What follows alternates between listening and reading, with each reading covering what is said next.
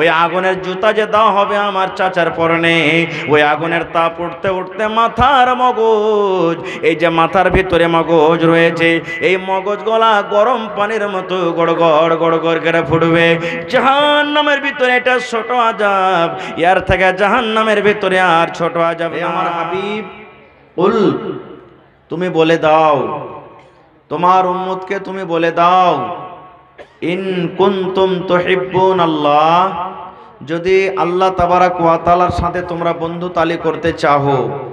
আল্লাহ নবীকে শিখিয়ে দিচ্ছেন, হে নবী তুমি তোমার উম্মতকে বলে দাও, যদি তোমরা আল্লাহ তাবারাক ওয়া তাআলার কাছে হতে চাও, আল্লাহ তাবারাক ওয়া তাআলার নৈকট্য লাভ করতে চাও, আল্লাহর সাথে দোস্তি করতে চাও, আল্লাহর সাথে বন্ধুতালি করতে চাও, তা আল্লাহ শিখিয়ে দিচ্ছেন, হে নবী তুমি বলে দাও, ফাত্তাবিউনি, তোমরা আমার অনুসরণ করে চলো, আমার ইত্তেবা করো, আমি যেইভাবে চলতে বলছি সেইভাবে তোমরা জীবনটাকে কাটো।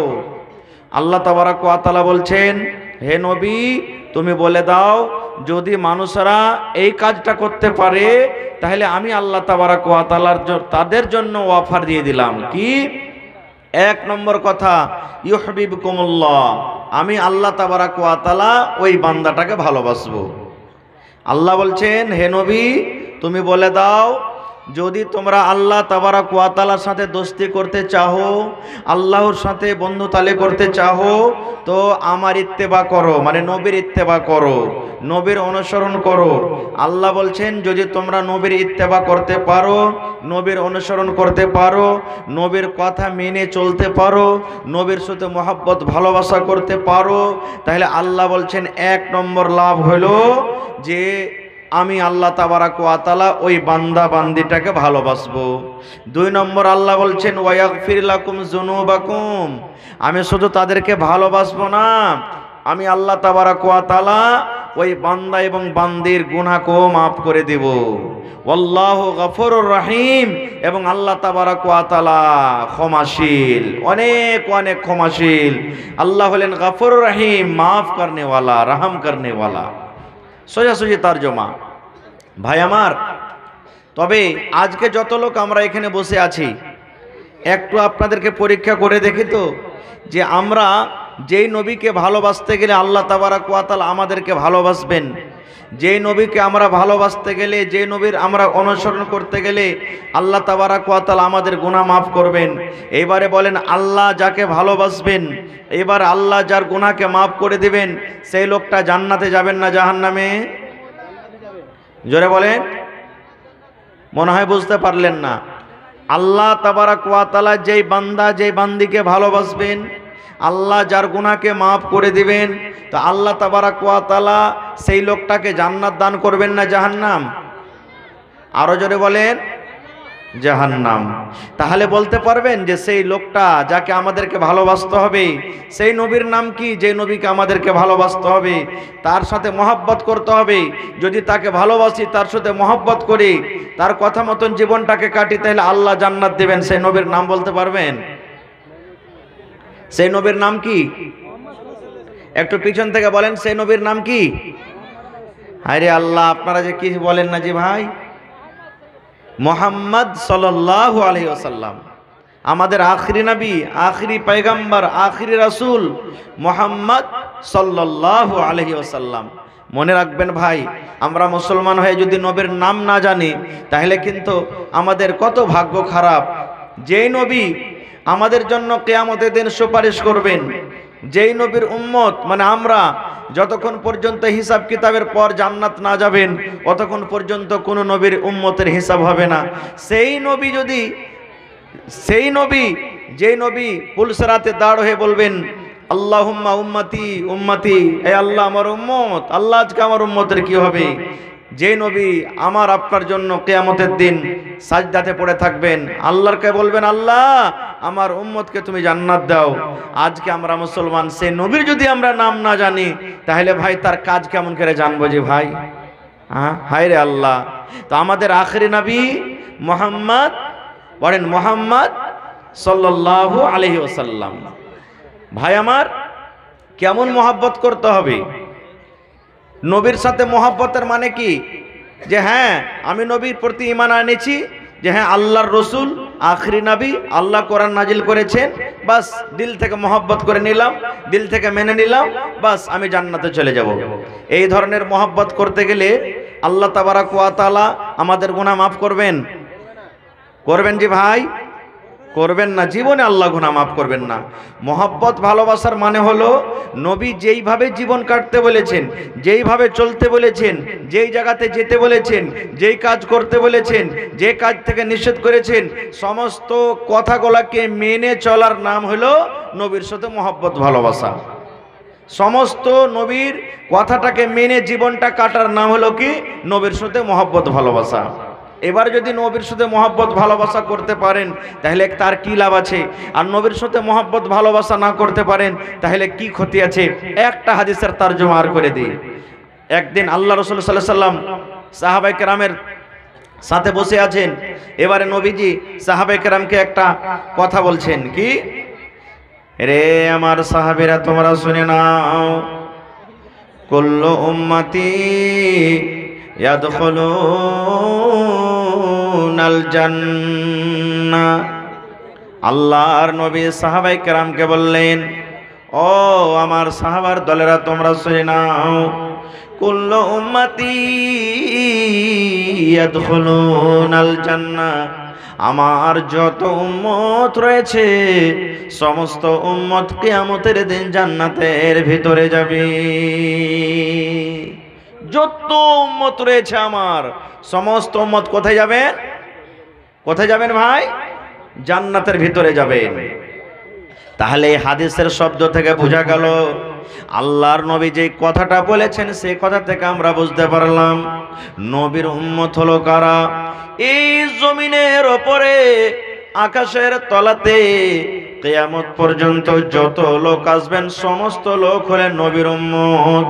যারা নামাজ পড়ে ওরা নবীর উম্মত, যারা নামাজ পড়ে না ওরা নবীর উম্মত, যারা আল্লাহকে মানে ওরাও নবীর উম্মত, যারা আল্লাহকে মানে না ওরাও নবীর উম্মত, যারা মদ পান করে ওরাও নবীর উম্মত, যারা মদ পান করে না ওরাও নবীর উম্মত। যেই লোকেরা আল্লাহ তাবারাক ওয়া তাআলার কথা মেনে চলে, নবীর তরিকা মতো জীবনটা কাটে, ওরা হলো নবীর উম্মত। আর যারা নিজের মন মতন জীবনটা কাটে ওরা হলো নবীর উম্মত। তাহলে এখানে আপনারা প্রশ্ন করবেন, মাওলানা এত কষ্ট করে নামাজ পড়ার কি দরকার? এই যে দান করলাম, দান করার কি দরকার? 5 লক্ষ টাকা খরচ করে হজ করার কি দরকার? রমজান মাসে 1 মাস ধরে রোজা রাখার কি দরকার? এই যে মাঝে মাঝে কোরআন পড়ি, কোরআন তেলাওয়াত করে, এই কোরআন তেলাওয়াত করার কি দরকার? কারণ আল্লাহর নবীর সমস্ত উম্মত হয়ে গেল, আর নবী বলেছেন সমস্ত উম্মত জান্নাতের ভিতরে চলে যাবে, সমস্ত লোক জান্নাতের ভিতরে চলে যাবে। কিন্তু এরা আমার মায়েরা, খালারা, ভাইরা শোনেন, আল্লাহর নবী তারপরে বলছেন, উম্মত রে, ও আমার সাহাবার দলেরা তোমরা শুনে নাও, ইল্লা মান আবা, সব উম্মত জান্নাতের ভিতরে চলে যাবে, কিন্তু ইল্লা মান আবা, আল্লাহর নবী বলেছেন যারা আবা ওরা জান্নাতের ভিতরে যাবে না রে, জান্নাতের ভিতরে যাবে না। আল্লাহ রাসূল প্রথমে সমস্ত উম্মতের কথা বললেন, আমার সমস্ত উম্মত জান্নাতের ভিতরে চলে যাবেন, কিন্তু ইল্লা মান আবা, আবা ছাড়া যারা আবা ওরা জান্নাতে যাবে না। আমার উম্মতের মধ্যে যারা আবা গ্রুপের লোক, আমার উম্মতের মধ্যে যারা আবা দলে আছে, আমার উম্মতের মধ্যে যারা আবা জামাতে রয়েছে, আমার উম্মতের মধ্যে যারা আবা ওরা জান্নাতে যাবে না রে, ওরা জান্নাতের ভিতরে যাবে না।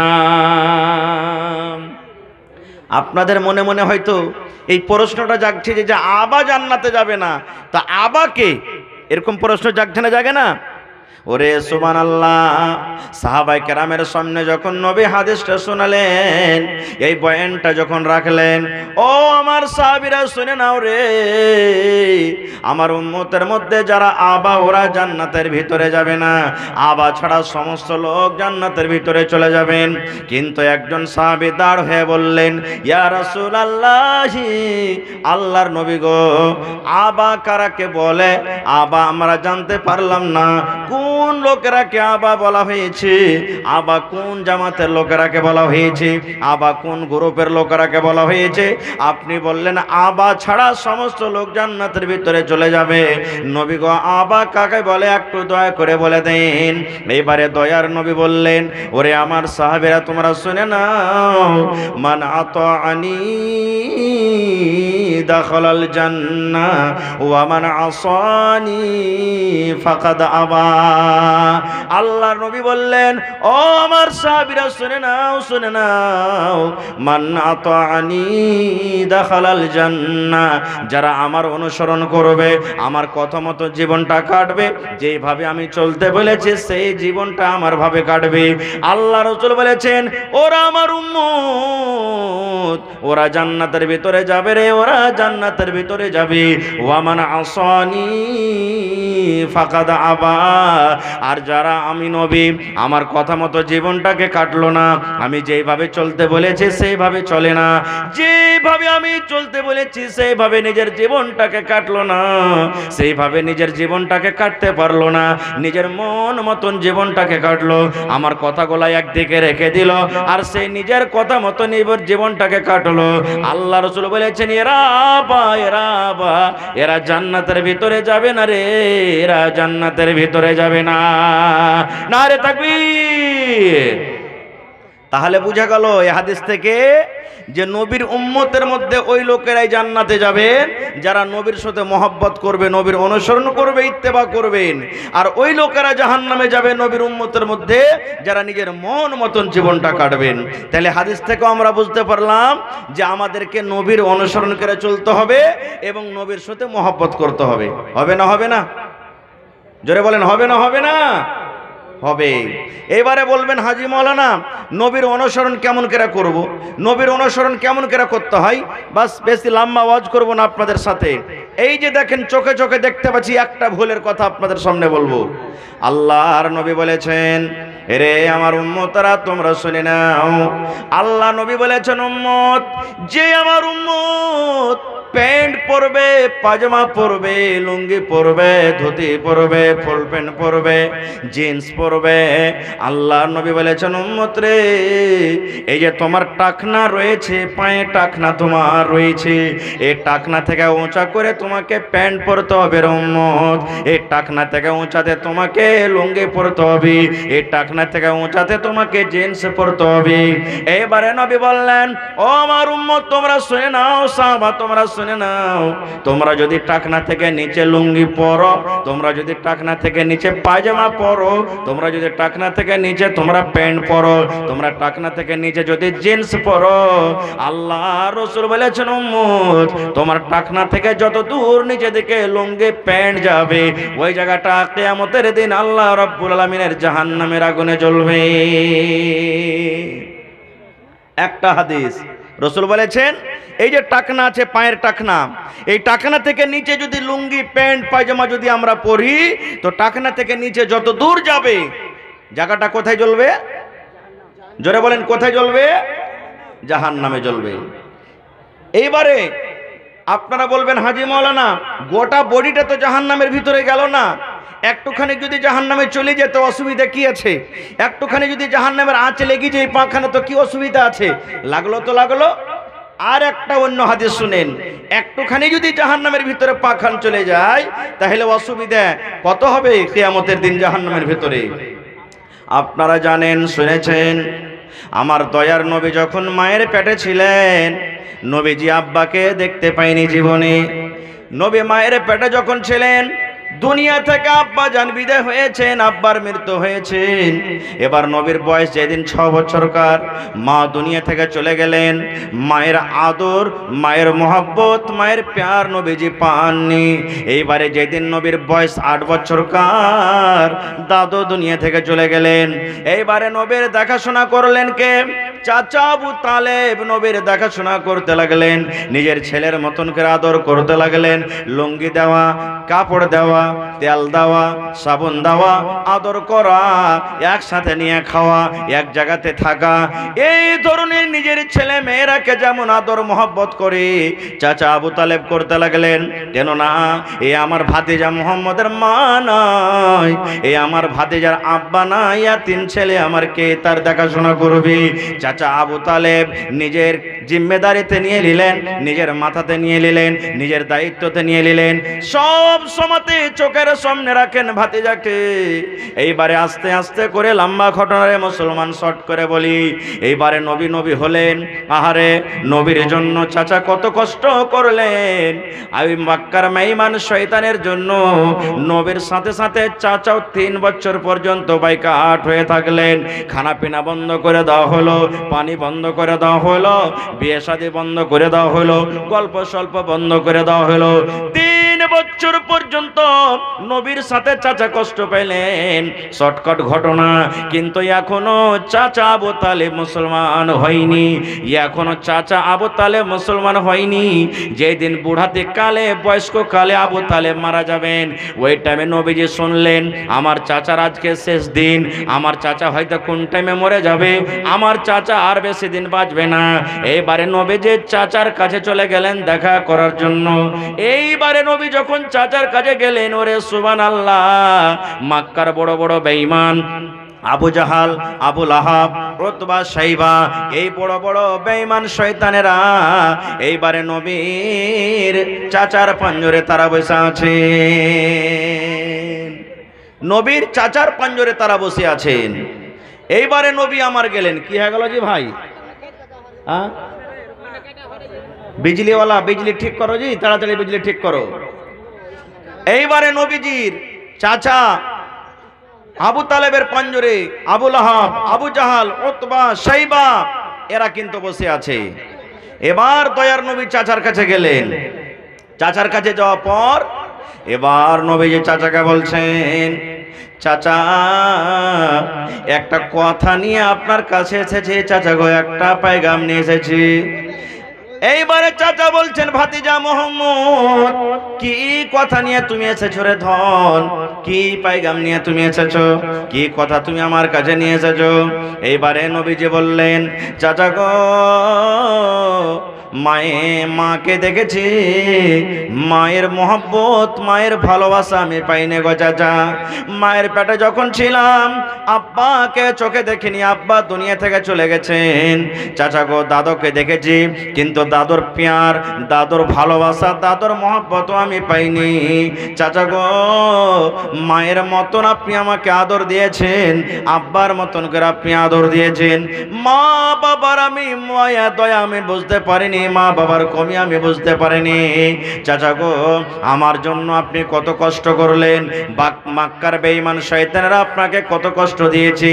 চাচা শেষ কথা, কোন টাইমে কোন সময় আপনি দুনিয়া থেকে চলে যাবেন গো চাচা, কোন সময় আপনার হয়তো মত হয়ে যাবে। কিন্তু চাচা গো, আমি আপনার ভাতিজা মুহাম্মদ, আল্লাহ রাব্বুল আলামিন নবী করে আমাকে দুনিয়াতে পড়ালছেন চাচা।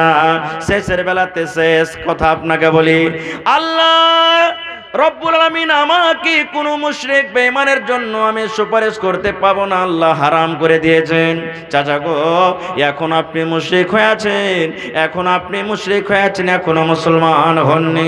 চাচা গো, আপনি যে আমার জন্য এত কষ্ট করেছেন, শেষের বেলাতে আপনি কালেমা পড়ে মুসলমান হয়ে যান, আপনি লা ইলাহা পড়ে মুসলমান হয়ে যান, আপনি আমার প্রতি ঈমান এনেন, আমাকে নবী মানেন, আর আল্লাহকে এক বলে স্বীকার করলেন। যদি আপনি কালেমা পড়ে মুসলমান হয়ে যান, তবে আল্লাহ রব্বুল আলামিনের দরবারে আপনার জন্য আমি সুপারিশ করব। আল্লাহকে বলবো, রব্বুল আলামিন, এটা আমার চাচা আবু তালেব আল্লাহ কালেমা পড়ে মুসলমান হয়েছে, আল্লাহ জীবনের গুনাহ খাতা মাফ করে আল্লাহ তাকে তুমি জান্নাত দিয়ে দাও। এই সুপারিশ করার আমার কিয়ামতের দিন হাত থাকবে। আর যদি চাচা আপনি কালেমা না পড়েন, মুশরিক হয়ে মারা যান, চাচা গো, আপনার জন্য আল্লাহর দরবারে আমি কিয়ামতের দিন সুপারিশ করতে পারবো না। কোন মুশরিকের জন্য আল্লাহ রাব্বুল আলামিন আমাকে সুপারিশ করার আদেশ করবেন না। এবার আবু জাহল, উকবা, এরা যে বসে আছে তারা বলছে আবু তালেব খবরদার, মরার টাইমে বাপ দাদার ধর্মকে ছাড়বি না, মরার টাইমে বাপ দাদার ধর্মকে ত্যাগ করবি না, ভাতিজার ধর্ম কবুল করবি না। কিন্তু নবীজি বলেন চাচা ওদের কথা শুনিয়েন না, আপনি আপনি কালেমা পড়েন, কালেমা পড়ে মুসলমান হয়ে যান, কিয়ামতের দিন আপনার জন্য আমি সুপারিশ করব। রে আমার ভাইয়েরা মায়েরা খালারা শুনেন, শেষ কথা আবু তালেব এই কথা বলে মরছেন। ও আমার ভাতিজা মোহাম্মদ, ওরে আমার ধন কলেজার টুকরা নয়নের তারা ভাতিজা শুন রে, আমি জানি তুই সত্য, তোর কথা সত্য, তুই নবী সত্য, তোর কোরআন সত্য, তোর আল্লাহ এক সত্য, জান্নাত জাহান্নাম সত্য। কিন্তু ভাতিজা আজকে যদি আমি কালেমা পড়ে মুসলমান হয়ে যাই, আজকে যদি তোর ধর্ম আমি কবুল করে নি, আজকে যদি তোর আল্লাহর প্রতি ঈমান আনি, তাহলে মক্কার লোকেরা আমাকে নানা রকমের গালি দিবে, আমার বাপকে গালি দিবে, আমার দাদাকে গালি দিবে। মক্কার লোকেরা বলবে দেখো দেখো আবু তালেব বেদিন হয়ে গেল রে, আবু তালেব নিজের বাপ দাদার ধর্মকে ত্যাগ করে দিলে। এই জন্য ভাতিজারে আমি কালেমা পড়ব না, আমি তোর ধর্ম কবুল করব না, ভাতিজা কবুল করব না। আমার বাপ দাদারা যে ধর্মে মারা গেছে, আমার বাপ দাদারা যে ধর্মে দুনিয়া থেকে গেছে, আমি আবু তালেব আমার বাপ দাদার ধর্মে আমি মরলাম। শেষ কথা আবু তালেব মারা গেলেন। এবারে দয়ার নবী সুবহানাল্লাহ চোখের কোনা দিয়ে একটু খানিক পানি ঝরতে শুরু হয়ে গেল। সাহাবায়ে কেরাম বলছেন ইয়া রাসূলুল্লাহ, চাচা মারা গেল বলে আপনার মনে কত কষ্ট কত দুঃখ, এই জন্য হয়তো আপনার চোখটা সরবার করছে। যখন কথাটা বলা, আল্লাহর নবী বললেন সাহাবীরে আমার চাচা মরে গেছে বলে আমার চোখ দিয়ে পানি ঝরে না, আমার চাচা মরে গেছে বলে আমার মনে কোনো দুঃখ নাই, কিন্তু আমি এই জন্য কান্দিরে ভাতিজ, এই জন্য কান্দিরে সাহাবীরা, আমার চাচা আমার জন্য কত কষ্ট করেছেন, নিজের ছেলের মতো আমাকে আদর করেছেন। এত কষ্ট করার পর ধর্মের জন্য, এত কষ্ট করার পর ইসলামের জন্য, এত কষ্ট করার পর আমার চাচা কিয়ামতের দিন জাহান্নামের ভিতরে যাবে, আমার চাচা কিয়ামতের দিন জান্নাতের ভিতরে যাবে না। আমার সাথে এত প্যার মোহাব্বত করার কারণে আল্লাহ রাব্বুল আলামিন কিয়ামতের দিন আমার চাচার পর একটু দয়া করবেন, একটু রহম করবেন। কি দয়া? আল্লাহ রাসূল বলেন সাহাবীরে জাহান্নামের ভিতরে সব থেকে যেটা ছোট আযাব, জাহান্নামের ভিতরে ওর থেকে আর ছোট আযাব নাই রে সাহাবীরা।